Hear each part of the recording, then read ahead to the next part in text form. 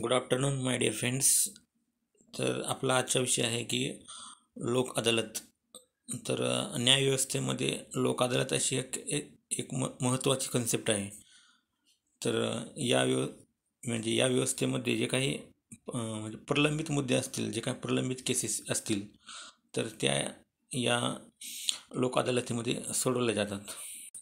म्हणजे जे विषय म्हणजे सोडवण्याच्या बाबतीतले असतील, म्हणजे जे विषय एका म्हणजे लोक अदालतीमध्ये मिटवू शकतात किंवा हँडल होऊ शकतात, तर असे काही केसेस जे पेंडिंग असतील तर त्या केसेस या लोक अदालतीमध्ये म्हणजे त्याचं निराकरण होऊ शकतं.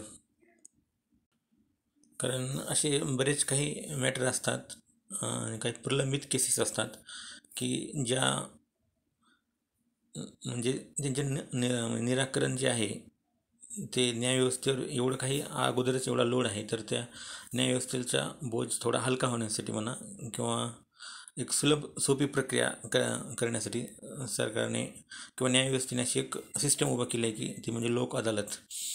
तर या व्यवस्थेमध्ये म्हणजे या लोक अदालतीमध्ये जे काही प्रलंबित केसेस असतील किंवा प्रलंबित मॅटर असतील, तर जे म्हणजे आपण सोडवू शकतो, तर ते म्हणजे दोन्ही बाजूचे पार्टी जे असतील तर त्यांना तिथं म्हणजे न्यायाधीशापुढं म्हणजे समोर बोलून त्याचं निराकरण केलं जातं की असं असं मॅटर आहे की तो म्हणजे सगळ्या गोष्टी समोर असल्या तर त्याचं निराकरण होऊ शकतं.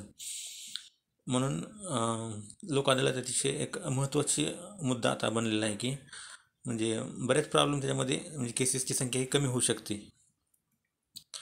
म्हणजे जे जे मॅटर म्हणजे सोडवण्यासारखे आहेत तेच याच्यामध्ये सोडवले जाऊ शकतात आणि इतर बाबी तर कोर्टामध्ये आपण जाऊ शकता.